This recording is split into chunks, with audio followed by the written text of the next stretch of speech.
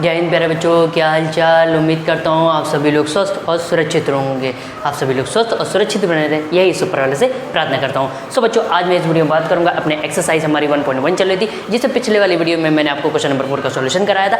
आज मैं इस वीडियो में क्वेश्चन नंबर 5 का सोल्यूशन कराने वाला हूँ। चलिए वीडियो को बढ़ाने करते हुए वीडियो को स्टार्ट। क्वेश्चन नंबर 5 क्या कहता है, आइए देखते हैं बच्चे लोगों को। क्वेश्चन नंबर 5 है, list all the elements of the following sets. यहाँ पर जो सेट बिल्डर फॉर्म में दिया है बेटा, इनको हम एलिमेंट्स के, जैसे सेट बिल्डर फॉर्म में दिया तो रोस्टर फॉर्म बनाते थे, रोस्टर फॉर्म में दिया हो तो उसको किसमें बनाते हैं, रोस्टर फॉर्म का मतलब क्या होता था बेटा, उसको एलिमेंट्स के फॉर्म में लिखना, नंबर न्यूमरल्स या लेटर के फॉर्म में लिखना। बस यहीं पर हमें ये करना है, सेट बिल्डर फॉर्म में दिया है, इसको लेटर्स के फॉर्म में लिखना है। आइए ध्यान से समझिएगा। सबसे पहले हमें इसको सेट को बनाना है। पहला क्वेश्चन कहता है बेटा, a is equal to X such that, ये सच दैट का साइन है, x is an odd natural number. मतलब इस सेट के अंदर, ए सेट के अंदर जो एलिमेंट आने वाले हैं, जो एलिमेंट भी बोलते हैं सेट के अंदर जो आते हैं उसे मेंबर्स भी बोलते हैं, ठीक है। मेंबर्स ऑफ अ सेट बोलते हैं, एलिमेंट्स ऑफ अ सेट बोलते हैं, ठीक, ये सब बोलते हैं, ठीक है। आइए आगे बढ़ते हैं, ठीक। तो जो एलिमेंट आने वाले हैं सेट, जो सेट के अंदर जो नंबर आने वाले हैं वो कैसे नंबर हैं, ऑड नेचुरल नंबर है बेटा, odd natural number. x is a odd natural number. आपको पता है बेटा नेचुरल नंबर कहाँ से स्टार्ट होता है, नेचुरल नंबर बेटा स्टार्ट होता है कैपिटल एन से डिनोट करते हैं 1 2 3 4 5 6 एंड सो ऑन द। तो आपको पता है बेटा नेचुरल नंबर में इवन नेचुरल नंबर भी आते हैं, ऑड नेचुरल नंबर भी आते हैं। इसका मतलब है हमें क्वेश्चन में ये, इस स्टेटमेंट में ये बोल रहा है कि हमें कैसे नहीं लेने, इवन वाले नेचुरल नंबर नहीं लेने, सारे ऑड वाले लेने। तो ऑड वाले नेचुरल नंबर कौन कौन से होंगे, तो 1, 3, 5, 7, 9, 11, 13, 15, 17 एंड सो ऑन द। और ये कहाँ तक जाएगा बेटा, ये इनफाइनाइट तक जाएगा, ठीक है। तो ये हमारा सेट बन के रेडी हो गया। फर्स्ट वाला कंप्लीट हो गया। उम्मीद करता हूँ फर्स्ट वाला आपको अच्छे से बिंदास फर्स्ट क्लास जबरदस्त समझ में आ गया होगा। इसको रफ कर देता हूँ।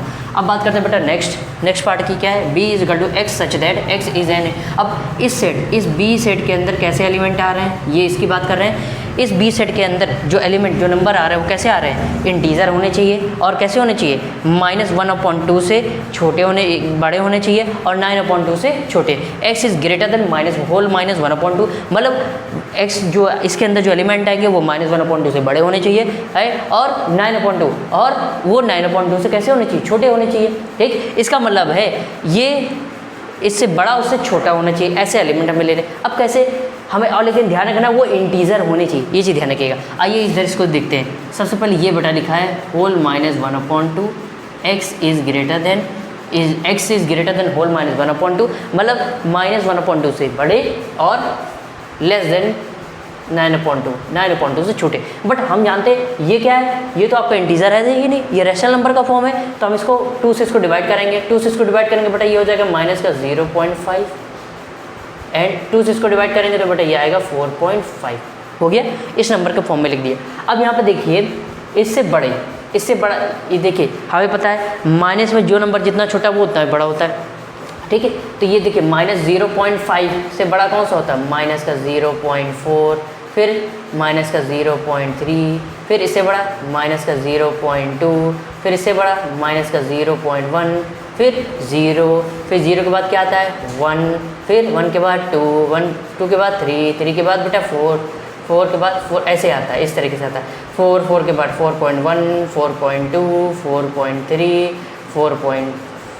ठीक है। अब इधर ज़्यादा नहीं जाएंगे, 4.3 और इधर नीचे लिख दे रहे बेटा 4.4, 4.5, ठीक है। अब यहाँ पर अब ध्यान से समझिएगा बेटा, ठीक है। ये सारे आते हैं, ठीक। x इज ग्रेटर देन -0.5, और -0.5 से बड़े बड़े कौन कौन से नंबर होते हैं, ये -0.4, -0.3, -0.2, -0.1, 0, फिर 0 के बाद अब क्या कह रहा है 4.5 से छोटे सभी नंबर। तो 4.5 से छोटे ये तो है ही, और फिर 0 के बाद कौन कौन से होते हैं 1, 2, 3, 4, 4.1, 4.2, 4.3, 4.4 और 4.5 हम यहाँ पर इंक्लूड नहीं करेंगे। क्यों, क्योंकि कह रहा है उससे छोटे, उसके बराबर नहीं। अब ध्यान से समझिएगा, इनमें से हमें वो एलिमेंट लेने हैं जो कैसे होने चाहिए, इंटीजर। क्या ये माइनस वाला नंबर ये इंटीजर है, नहीं। तो ये इस सेट के अंदर ये एलिमेंट, ये नंबर नहीं आएगा। क्या ये इंटीजर है, नहीं। क्या ये इंटीजर है, नहीं। क्या ये इंटीजर है, नहीं। क्या ये 0 इंटीजर है, यस, यानी कि 0, एक तो 0 इसके अंदर आ जाएगा। फिर क्या ये इंटीजर है, यस, यानी कि 1 भी इसके अंदर आ जाएगा। क्या ये 2 इंटीजर है, यस, यानी 2 भी इसके अंदर आ जाएगा। क्या ये 3 इंटीजर है, यस, यानी 3 भी सेट के अंदर आ जाएगा। क्या 4 इंटीजर है? यस, तो 4 भी इस सेट के अंदर आ जाएगा। क्या 4.1 क्या ये इंटीजर होता है? हमने पढ़ा है बेटा इंटीजर क्या होता है। इंटीजर को हम लोग जेड से डिनोट करते हैं और ये इस फॉर्म का होता है 0 +-1 +-2 +-3 एंड सो ऑन द। इस तरीके के इंटीजर के अंदर नंबर होते हैं। कोई पॉइंट वाला या माइनस का नंबर या डेसिमल के फॉर्म में तो अंदर नंबर होता नहीं है। अब क्या 4.1 इंटीजर है? नहीं, तो ये इस सेट के अंदर नहीं आएगा। क्या 4.2 इंटीजर है? नहीं, तो इस सेट के अंदर नहीं आएगा। क्या 4.3 इंटीजर है? नहीं, तो ये इसके अंदर नहीं आएगा। क्या 4.4 इंटीजर है? नहीं, तो वो भी इसके अंदर नहीं आएगा। तो अब हमें पता है बेटा इंटीजर कौन कौन से हैं। इंटीजर है बेटा एक तो 0 है, तो 0 इसके अंदर आ जाएगा। फिर 0 के बाद 1 है, 1 इसके अंदर आ जाएगा। 1 के बाद 2 है इंटीजर, इसके अंदर आ जाएगा। 2 के बाद 3 इंटीजर है, इसके अंदर आ जाएगा। 3 के बाद बेटा 4 इंटीजर है, इसके अंदर आ जाएगा। अब बाकी इसके बाद जो डेसिमल वाले हैं ये इंटीजर होते ही नहीं है। जब इंटीजर होते ही नहीं है तो वो इसके अंदर नहीं आएंगे। उम्मीद करता हूँ आपको सेकंड पार्ट अच्छे समझ में आ गया होगा। अब आइए थर्ड पार्ट की बात करते हैं। थर्ड पार्ट क्या कहता है बेटा? थर्ड पार्ट है C = x सच दैट। इस थर्ड पार्ट के अंदर यानी C के अंदर, C सेट के अंदर किस तरीके के एलिमेंट आने वाले उसकी इन्फॉर्मेशन दे रहे हैं। x is an integer, x² is < 4। उम्मीद करता हूँ अगर नहीं नोट किया तो इसको आप नोट कर सकते हैं। ठीक, आगे बढ़ते इसका सॉल्यूशन देख लीजिए बेटा। ये कह रहे हैं इस सेट के अंदर जो एलिमेंट आएंगे, ठीक है, जो एलिमेंट आएंगे सेट के अंदर वो कैसे होने चाहिए। वो उनका अगर जो एलिमेंट आएंगे x इज़ एन इंटीजर, पहली बात तो जो इस सेट के अंदर एलिमेंट आएंगे वो कैसे होंगे? इंटीजर होंगे। और वो भी इंटीजर कैसे? जो इस कंडीशन को सेटिस्फाई कर दे। मतलब यहाँ पर जो इंटीजर आप लोगे उसको रखने पर वो कैसे आने चाहिए? 4 के बराबर आए या 4 से छोटे आए, ऐसे इंटीजर लेने। तो सबसे पहला इंटीजर अगर हम बेटा ये ले लें x बराबर -2, x बराबर -2 यहाँ रखो बेटा। तो -2 का होल स्क्वायर इज़ < 4। -2 का होल स्क्वायर करते बेटा क्या आ रहा है? <4 आता है। यानी कि पहला एलिमेंट ये इस कंडीशन को सेटिस्फाई कर रहा है, -2 सेटिस्फाई कर रहा है। क्यों? -2 का स्क्वायर कर रहे हैं, प्लस का 4 आता है। 4 इज़ < 4। 4 4 से छोटा नहीं, लेकिन 4 के बराबर है। यानी कि ये एलिमेंट इस कंडीशन को सेटिस्फाई कर रहा है। तो पहला एलिमेंट हमें मिल गया जो इस सेट के अंदर आ रहा है। वो कौन सा? -2। अब देखिए और कौन सा नंबर जो और कौन सा इंटीजर जो इस कंडीशन को सेटिस्फाई करता है? देखिए -3 नहीं करेगा। क्यों? -3 का स्क्वायर क्या होता है? 9। -3 का स्क्वायर होता है बेटा 9। और 9 क्या 4 के बराबर या 4 से छोटा होता है? नहीं। इसका मतलब -3 तो आएगा ही नहीं। इसी तरह अगर -4 लोगे, -4 भी नहीं आएगा। अब आओ उससे बड़े देखते हैं। देखिए -2 ले लिया, -2 से बड़ा -1 चेक करिए। -1 यहाँ रख के देखिए बेटा, -1 का स्क्वायर बेटा करेंगे तो +1 आएगा।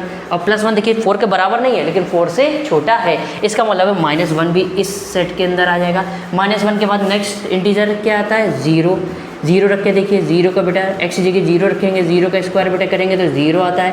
क्या 0 4 से छोटा है? यस बिल्कुल है, यानी कि 0 भी इसके अंदर आ जाएगा। फिर इसी तरह प्लस का 1 रख के देखिए, इसी की तरह बेटा प्लस का 1 रखेंगे, 1 का स्क्वायर करेंगे बेटा तो आपको पता है क्या आएगा? 1 इज़ < 4। यस, जो 1 लिया है वो भी 4 से छोटा है। इसका मतलब 1 प्लस का 1 भी इसके अंदर आ जाएगा। देखिए बेटा प्लस का 2 ले लीजिए। क्या प्लस का 2 इस कंडीशन को सेटिस्फाई कर रहा है? यस, 2 2 जा 4, बिल्कुल। 4 से छोटा नहीं, 4 के बराबर है। इसका मतलब है प्लस का 2 भी इसके अंदर आ जाएगा। अब देखो प्लस का 3 रख के देख लो चाहे, प्लस का 3 रख के देख लो चाहे। प्लस का 3 रखेंगे बेटा, प्लस का 3 का स्क्वायर करेंगे क्या आएगा? 9। क्या 9 4 के बराबर या 4 से छोटा होता है? नहीं। इसका मतलब ये एलिमेंट नहीं आएगा। उम्मीद करता हूँ ये थर्ड सेट के एलिमेंट, ये फर्स्ट सेकंड और थर्ड, ये तीनों सेट के अंदर जो एलिमेंट बनाए वो आपको बिंदास फर्स्ट क्लास ज़बरदस्त तरीके से समझ में आ गया होगा किस तरीके से मैंने सॉल्व किया है। तो अपनी कॉपी में नोट्स बनाने के लिए स्क्रीनशॉट लीजिए, फिर इसके बचे हुए 3 पार्ट और हैं उनको सॉल्व करते हैं बेटा, ठीक है। सो प्यारे बच्चों, अब आइए बचे हुए 3 लास्ट पार्ट की अपन लोग बात कर लेते हैं। सो बच्चा सबसे पहले आइए इसका 4th वाला पार्ट क्या कहता है, इस डी सेट के अंदर किस टाइप के एलिमेंट बनेंगे। अपन लोग पहले सबसे पहले ये बात करते हैं। देखिए x such that x is a letter in the word loyal. Loyal नहीं है, लॉयल। ठीक बेटा, देखो यहाँ पर l कितनी बार आ रहा है बेटा? l यहाँ पर 2 बार आ रहा है। और कितनी बार आ रहा है? ओ लेटर 1 बार आ रहा है। इस तरीके के जब भी क्वेश्चन आए, फर्स्ट ऑफ ऑल ये देख लो, अलग अलग लेटर करके देख लो कि कौन सा लेटर कितनी बार आया है। एल कितनी बार आ रहा है बेटा? 2 बार आ रहा है, 1 2। ओ कितनी बार आ रहा है? 1 बार। वाई बेटा कितनी बार आ रहा है? 1 बार। ए बेटा कितनी बार आ रहा है? 1 बार आ रहा है। ठीक है। अब भाई आपको पता है सेट के अंदर कोई भी लेटर बार बार रिपीट, कोई भी लेटर या कोई भी नंबर बार बार रिपीट नहीं किया जाता है। कितनी बार, चाहे वो लेटर 10 बार ही क्यों ना लिखा हो, 10 ही बार क्यों ना आया हो, उसको 1 ही बार लिखा जाता है। ठीक है। आइए सबसे पहले हम बात करते हैं एल। एल बेटा कितनी बार आया है? 2 बार। लिखेंगे कितनी बार? 1 ही बार। ओ कितनी बार आया है, एक बार, एक ही बार लिखेंगे। वाई कितनी बार बेटा आया है, वाई एक बार। ए कितनी बार आया है, एक बार, तो एक बार ही यहाँ पर अपन लोग लिखेंगे। ये हो गया सेट हमारा बन के, इस सेट बिल्डर फॉर्म का ये हो गया, सेट के अंदर एलिमेंट आ गया। उम्मीद करता हूँ ये अच्छे समझ में आ गया होगा। अब अगले सेट की बात करते हैं, सेट नंबर 5 की। ठीक, क्या कहता है, x such that x is a month of a year not having 31 days. कह रहे हैं साल में आने वाले उन महीनों के, उन मंथ के नाम लिखो जिसमें 31 डेज़ नहीं होते हैं। मतलब 31 डेज़ नहीं, मतलब उससे कम होने चाहिए। 30 हो या 29 हो या 28 हो। ठीक, ऐसे हो तो उन्हें ऐसे मंथ हमें लिखने। आपको पता है हमें ये देख रहे हो, ये अरे मुक्का नहीं मारने जा रहा हूँ, ठीक है, मतलब बता रहा हूँ। इस तरीके से मेथड आपने सीखा होगा।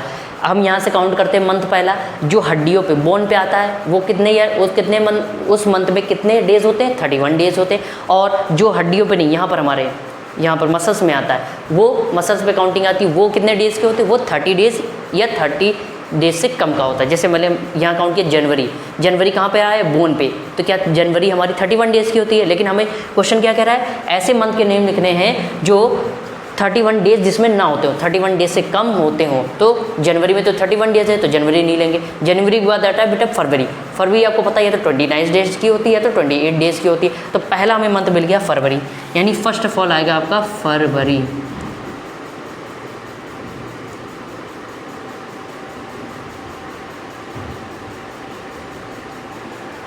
ठीक, फरवरी, जनवरी काउंट कर लिया, फिर फरवरी। अब आता है मार्च कहाँ पे आ रहा है, बोन पे, यानी ये 31 डेज़ का होता है, तो मार्च को तो लेंगे ही नहीं। मार्च के बाद आता है अप्रैल कितने 31 डेज से, यानी 30 डेज़ का होता है, तो इसके बाद फरवरी में के बाद आता है अप्रैल में अप्रैल फुल बनाया है कभी? तो जनवरी, फरवरी, मार्च, अप्रैल के बाद आता है मई कहाँ पे आ रहा है, बोन पे, यानी ये 31 डेज़ का होता है। मई के बाद क्या आता है, जून यहाँ पर आ रहा है, देखिए जून यहाँ पर आ रहा है हमारा मसल्स पे, यानी जून आपका 30 डेज़ का होता है। जून हो गया। जून के बाद जुलाई आपका देखिए यहाँ पर बोन पे आ रहा है, यानी ये 31 डेज़ का होता है। इस मंथ को हमें यहाँ नहीं लिखना है। जुलाई के बाद फिर से यहाँ से रिपीट करना चालू करो। जुलाई के बाद यहाँ पर अगस्त होता है, अगस्त भी 31 डेज़ का होता है, उसको भी इस सेट के अंदर नहीं लिखना उस मंथ को। अगस्त के बाद सितंबर कहाँ पे आ रहा है, यहाँ मसल पे आ रहा है, तो यानी सितंबर को इसके अंदर लिख देंगे। और सितंबर आपका होता है 30 डेज़ का। सितंबर के बाद देखिए जुलाई हो गया था, अगस्त, सितंबर, अब आता है अक्टूबर बोन्स पे आ रहा है, यानी ये 31 डेज़ का होता है। 31 डेज़ वाला मंथ हमें यहाँ नहीं लेना है। अक्टूबर के बाद नवंबर बेटा देखिए यहाँ पर आ रहा है मसल्स पे, यानी नवंबर आपका 30 डेज़ का होता है, तो नवंबर को हम इसके अंदर लिख लेंगे नवंबर। और दिसंबर आपका यहाँ पर आता है, दिसंबर ये बोन पे आता है, यानी वो 31 डेज़ का होता है, इसलिए इस दिसंबर मंथ इसके अंदर नहीं लेंगे। तो ऐसे मंथ जो 31 डेज़ से कम का होता है वो सारे मंथ आ गए। कौन कौन से, फरवरी या तो 28 डेज़ की होगी या 29 डेज़ की होगी, अप्रैल 30 डेज़ का, जून 30 डेज़ का, सितंबर 30 डेज़ का, नवंबर 30 डेज़ का, यानी 31 डेज़ से सारे कम ही वाले मंथ है। उम्मीद करता हूँ ये सेट जो बन के रेडी हुआ, इसके अंदर जो एलिमेंट आए वो आपको समझ में आ गए होंगे। अब आइए लास्ट सेट की और इस वीडियो के लास्ट पार्ट, क्वेश्चन की लास्ट पार्ट की बात करते हैं। देखिए सबसे पहले एक्स सच दैट, अब इसके अंदर किस टाइप के एलिमेंट आएंगे ये देख लेते हैं। X such that x is a consonant, आपने पढ़े होंगे बचपन में वोवेल और कॉन्सोनेंट, आपको पता है वोवेल 5 होते हैं, ए ई आई ओ यू, ठीक है। तो कह रहे हैं इस सेट के अंदर जो एलिमेंट आएंगे वो कैसे होंगे, कॉन्सोनेंट होंगे in the English alphabet which precedes का मतलब है पहले, मतलब के कॉन्सोनेंट के पहले जितने भी कॉन्सोनेंट आते हैं उन सभी को आपको लिखना है। चलिए हम सबसे पहले ए बी सी डी लिख देते हैं। अब आपको पता है ए बी सी डी लिखते हैं, देखिए ए आता है बेटा, अब सेट के अंदर एलिमेंट लिखना है तो स्मॉल लेटर में लिखना होगा, तो ए, फिर क्या आता है बेटा बी, हमें के तक पहले लिख लेना है, A B C D E F G H I और जी, जे के बाद क्या आता है के। क्वेश्चन में बेटा हमारे बोल रहा है कि हमें इस सेट के अंदर ऐसे कॉन्सोनेंट लिखने हैं जो के से पहले आने वाले सभी कॉन्सोनेंट लिखने हैं। अब आपको पता है कॉन्सोनेंट लिखने हैं यानी वॉवल नहीं लिखना है। ए क्या होता है बेटा वॉवल, तो ये तो इसके अंदर इस सेट के अंदर ये लिखा नहीं जाएगा। बी क्या होता है कॉन्सोनेंट, ये लिखा जाएगा। सी क्या होता है कॉन्सोनेंट, ये भी लिखा जाएगा। और ये के पहले भी आ रहा है, देखिए के तक जाएंगे, के तक गए, के से पहले आने वाले कॉन्सोनेंट लिखने हैं और उसमें वॉवल्स नहीं होने चाहिए। फिर इसके बाद डी कॉन्सोनेंट होता है, डी भी लिखेंगे। इसके बाद ई वॉवल होता है, ई नहीं लिखेंगे।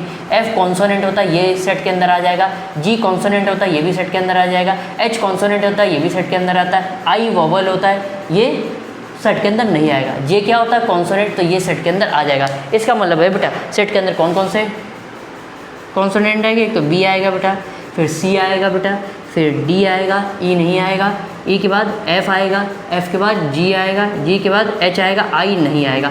तो के से पहले आने वाले कॉन्सोनेंट ये हो गए। उम्मीद करता हूँ आपको फिफ्थ के ये जो सारे पार्ट आज इस वीडियो में बताए मैंने वो आपको बिंदास तरीके से समझ में आ गए होंगे। तो अब हमारी नेक्स्ट वीडियो में मुलाकात होगी, उस पर अपन लोग क्वेश्चन नंबर 6 का सॉल्यूशन करने वाले हैं, जो कि इस एक्सरसाइज का लास्ट क्वेश्चन है। ठीक है, तो नेक्स्ट वीडियो में हमारी मुलाकात होगी। So thank you so much for watching this video. अपने मित्र, बंधु, फ्रेंड्स, सखा लोगों को ज़्यादा से ज़्यादा ये वीडियो शेयर करो। ठीक है, नेक्स्ट वीडियो में मुलाकात होगी। जय हिंद, वंदे मातरम, नमस्कार, धन्यवाद।